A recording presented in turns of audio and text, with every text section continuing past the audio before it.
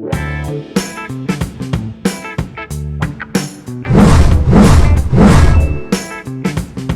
this lecture, mag-solve tayo ng sample problem on distance measurement by pacing. So, bago tayo punta dun sa sample problem natin, discuss muna natin konti kung ano ba yung pacing. No? So, ang pacing ay parang rough estimate lang, no?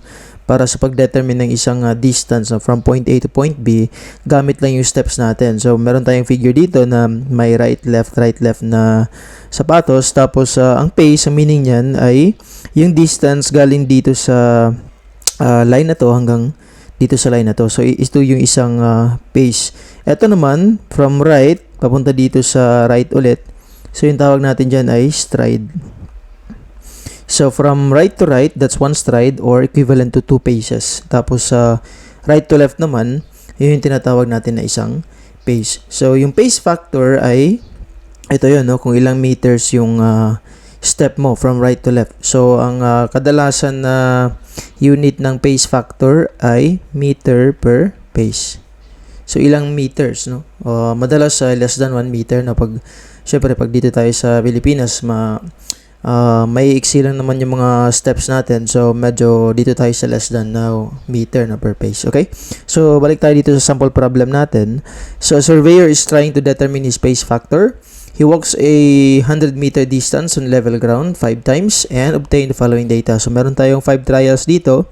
Tapos, may naka-indicate na 100 number of paces. So, 161, etc. No? So, ang pinapahanap sa atin dito is yung pace factor first. Tapos, second naman ay ito, no? So, if it takes him 564 paces to walk from his office to his home, how far is his office from his home in meters? So, parang yung pace ay steps lang din, no? Ilang steps. So, dito, 564 steps yung uwian niya, no? Galing office ang papunta sa bahay. So, ano yung distance nun? In terms of meters. Okay? So, isolve muna natin yung pace factor. So, madali lang, no? So, kunin muna natin yung average ng trials natin para malaman natin yung anong average na paces or number of paces niya in 100 meter na distance. Okay? So, kunin lang natin yung average. Average is equivalent to, i-add lang natin yan lahat, no? So, we have 161 plus 162 plus we have 160.5 plus 161 ulit. Tapos, 162. Divide natin yan lahat into 5 trials, okay? So, meron tayong average na number of paces within 100 meters. So, dito tayo sa calculator.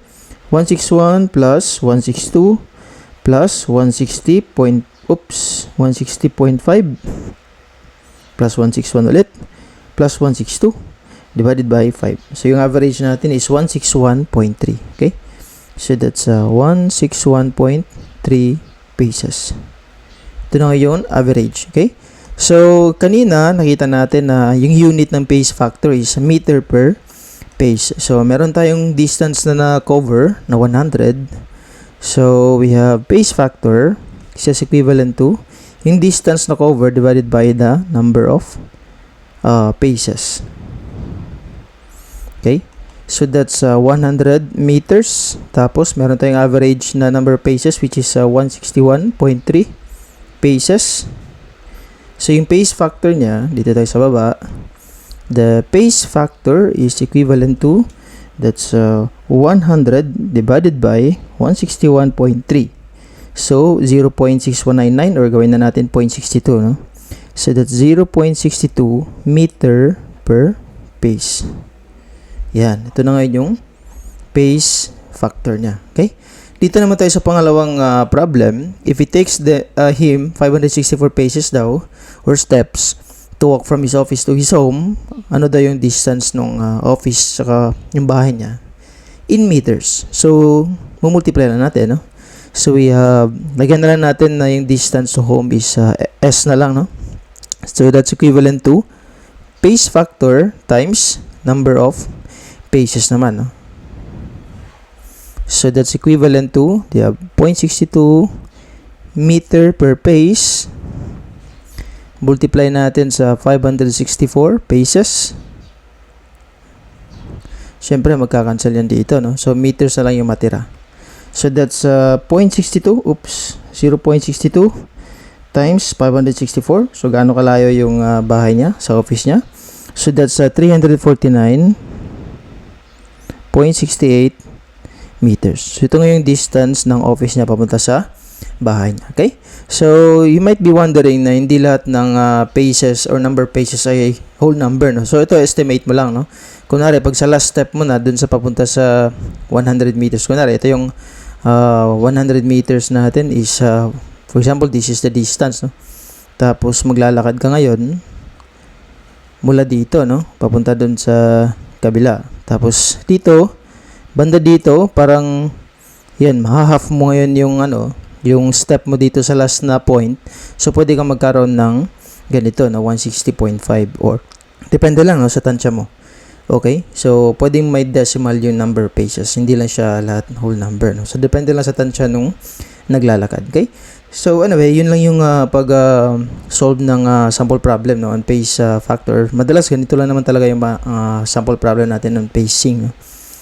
Kukunin natin yung pace factor, tapos meron papahanap na distance gamit yung pacing na pang-estimate. And by the way, yung pacing na distance measurement ay parang lang, no? Preliminary estimate lang, rough estimate. Hindi siya ganun talaga ka-accurate, pero magagamit na siya. And then, kailangan din na level yung ground, no? So, nandito naman yan, nakasaad naman dito, no? Kasi medyo hindi na siya effective pag uphill or downhill, kasi nag-iiba na yung natural natin na pacing or yung steps natin or yung paraan ng paglakad natin. Okay?